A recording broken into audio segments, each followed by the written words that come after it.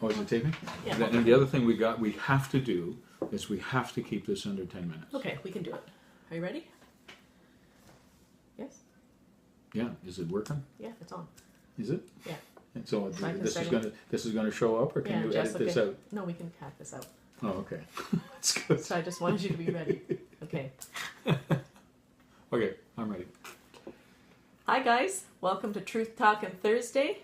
This is Jim. I'm Jane. We're back again. I have water this time. I already drank my coffee. We've been sitting here for probably about an hour just yakking. Yeah, he drank his hot chocolate. This is empty. Did you want another one? My bad. Too bad you're not getting one. Service around here is terrible too, by the way. So. Oh. So hey, Jim, I have a question for you. At the end of October, I'll quickly explain what I've got on my mind here.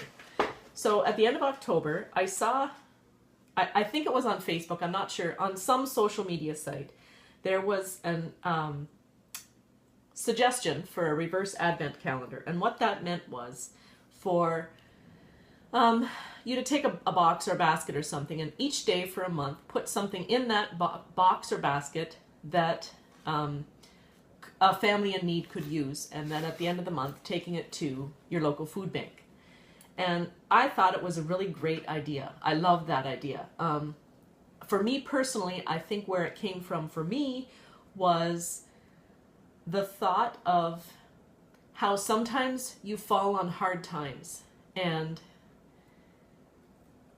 you need help. You need a hand up.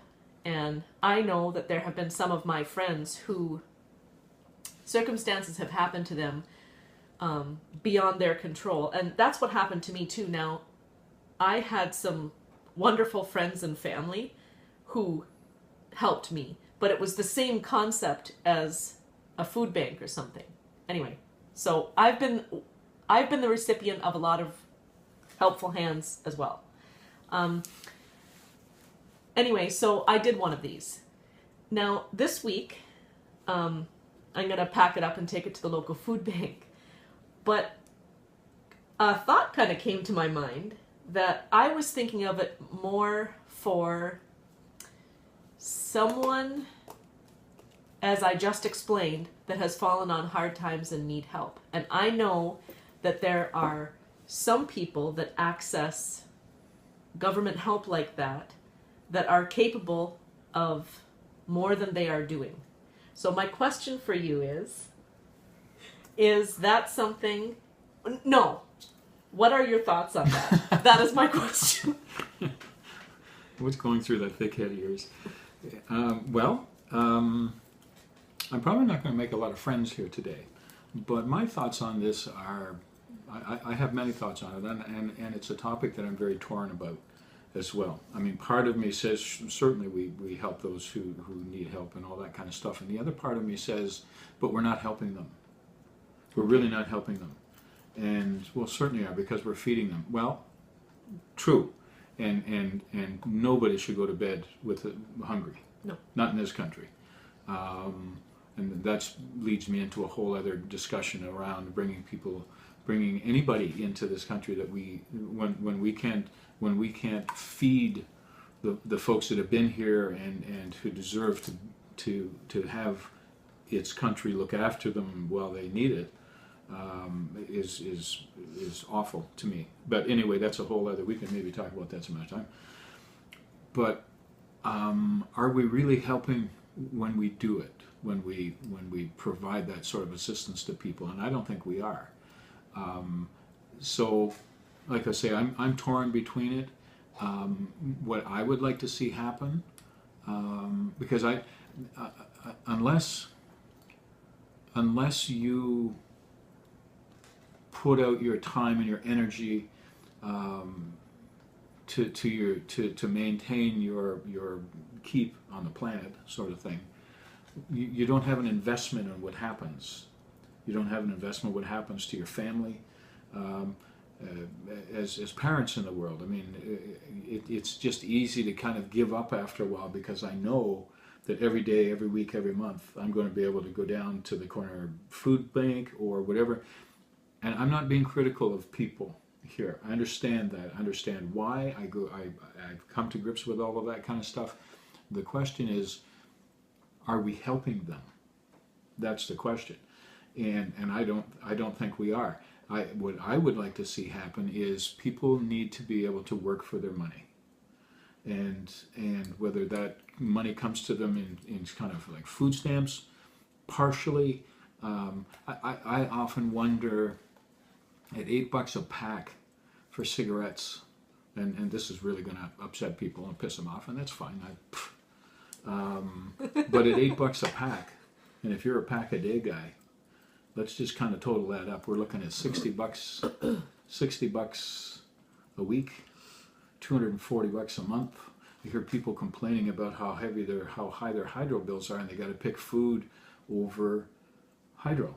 But they're still smoking and They're going still through smoking. the Timmy's drive-through. Well, and they have a dog that eats more than they do, and you know, and I'm not saying that people shouldn't have animals and all that kind of stuff. That's not my statement here. But my statement is, place your priorities. Yes. Place your priorities. And if little Johnny again here, poor little John, he gets it every week, but for me, it seems like. Are we dragging Susie into this again too? Well, if you want two kids, yeah, Susie can come in too. She can play. But if you're, you know, you appoint your priorities, and if your priority is to make sure that they have clothes to wear and food to eat and a place to sleep and put their heads down and stuff, they're taken care of, then that's your priority. I understand that as a family. I have no question about that at all. I'd be upset if it wasn't like that. But when I look at, you know, $200 or $300 for this, and you know, well, you know, we got to every once in a while we got to go and blow a little steam, so we're down to the corner pub, and you know, we have 3 or 4 drafts, and then what? Then those same groups of folks are expecting that society will make sure that they've got food on their table and they've got a roof over their head. And so are we really helping them? Or are we enabling them? I understand what you're saying. I think I wasn't thinking about the big picture. I guess I was assuming that the people that go to those food banks, and maybe I need to research more on what a food bank does, and in our area here, what Port Cares does. When I first came in contact with Port Cares, they helped me find a safe place for me and my children to live. And coming from where I came from, I had no idea the many facets, I guess I'll say, that Port Cares handles. And I have a great deal of respect for Port Cares from what I know of it. And so do I. And I think that's what I know what Port Cares did for me, and I know that my situation is different from everybody else's too, right? Everybody has their own unique situation. I'm not trying to parallel myself with anybody, or I'm just saying from my limited experience, I want to give back. Mm-hmm. We've talked about that before. Yes. And I felt like this was a way I could give back, but I totally see what you're saying. I guess I would like to think that, and I don't mean to single out Port Cares. I have the utmost respect for them. Mm-hmm. I'm just saying groups like that, the government support that is there, I would like to think that there's some sort of regulatory system in place that governs that.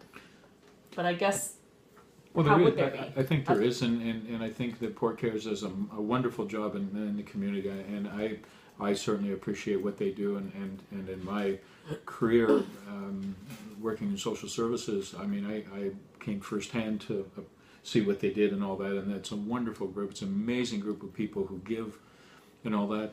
And this isn't about the folks that genuinely need assistance to get themselves back on their feet.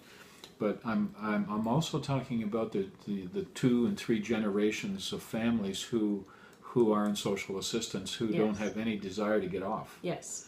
And you know, if they need a few extra bucks, they'll go do a brake job on their neighbor's car for cash under the table, or you know, I mean, and I know that it happens. So you know, don't poo and paw me and all this kind of stuff. It happens. I know it happens. Yeah. I know folks who did that. I know folks who still live like that. So So it may not be a huge number of people, but they're there. And I think when I go back to thinking about how we've treated our Native Canadian citizens and homeless folks and veterans who, I mean, man, you talk about making the ultimate sacrifice, coming back home and finding out that you don't have a home and nobody's going to give it back to you and all this kind of stuff, and you're out there, as a homeless person now, you were a veteran at one point, now you're homeless, and so take that, to know that there are people on the system that shouldn't be on the system. I guess that's probably my greatest concern is there are folks there that should not be there and doing that. We need to be able to put those folks to work. We need to be able to give them jobs, minimum wage, I don't care what it is, but we need to be able to put them to work. Not in work camps and all that kind of stuff, but I mean going out and doing honest work. I mean, there's people out there that have got 2 and 3 jobs to make their ends meet. I mean, if it's working in a fast food restaurant someplace for minimum wage, then that's what you do. That's just what you do. I mean, that's just part of the deal. And there's nothing embarrassing and shameful about that kind of thing. It's good, honest work. Anybody that's ever done it would tell you it's good, honest, hard work. Do people enjoy doing it? Probably not. But do they do it because they need to? Yes, they do. And so let them, I mean, if nothing else, let the social services pay them out of their budget, as opposed to just letting them be at home and not be motivated to go out and do anything. So if you're going to collect, if you're going to earn, so that you can provide and be a part of that social system, then good for you. And all the more power to you. Go out and do it, and let social services kind of subsidize that. I have no problems with that at all. But it's the folks that really don't see themselves being anything other than a part of the system, and that's their career, that's their source, that's what they do, and that becomes their job. So should the people that actually legitimately need the service Get it? They get it. But at the same time, I mean, you also, if you're going to do it, then you also need to be spending your time upgrading your education. You need to be going to night school. You need to be going to day school. Go back to school. I mean, if you're sitting at home and you're being subsidized to sit at home and not do much more than just sit at home, then go to school. do something? Upgrade your skills so that you can compete for a job out there. But to sit at home with your finger in your nose and switching hands every hour is not my idea of what this should be all about, and it certainly isn't my idea of what social assistance is all about. And so my gripe is with folks who, I guess, are taking advantage of the system. Yeah, I can So- totally agree with that, so but I don't are we think. helping these folks? Okay, but my question then is, how come the people that legitimately need it have to suffer? Like, why can't Why are they suffering? the reverse? Well, because if nobody's gonna give them help that way. To me, I was just thinking how lovely it was to think that I don't want anybody to know I've given the basket. No. That's not what it's about. It's just about, imagine if you really, really needed something, Yeah. and you go to the food bank and there's, 7 reverse advent calendars there that people in the community have brought in. But what's to say that the folks that you're providing the Advent basket for aren't deserving of it? Well, that's what I'm saying. Why can't I be assured that when I take that basket there, it's going to go to a family that actually needs it? Or would you need to be assured? I don't want it to go to somebody that doesn't deserve it.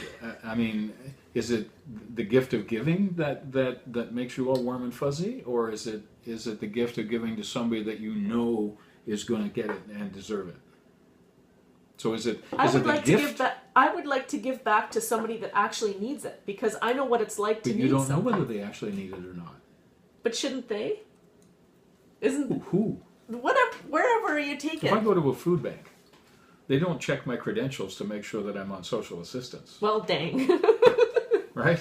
I thought that's If the you way go it in- worked. You had if a you go in card. and you say, I need a basket here, sort of thing, and they give you a basket and you put some food in it and you go. I mean, they don't say, well, are you on social assistance? Let me see your card, please. Oh, I didn't know that. No, I don't think they do that. Okay, well, It's my like bad. out of the cold. I mean, our church group sponsors or helps to sponsor a program called Out of the Cold, and it happens downtown in our little But town you mean here. people actually come to that?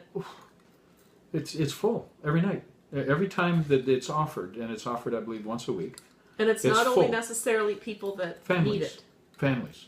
We don't know whether they need it or not. They show up Oh, man. and they sit down and they get fed Why?